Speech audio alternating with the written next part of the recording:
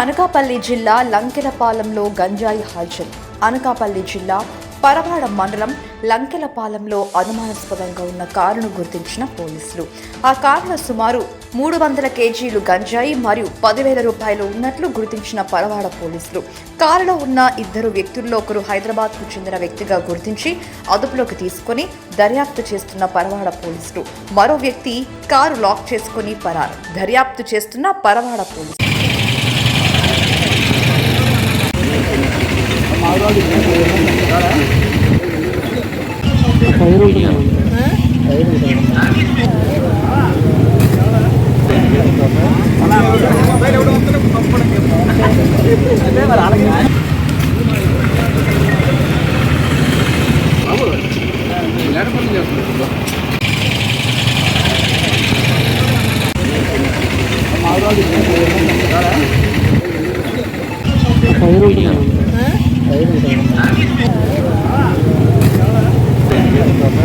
Halo.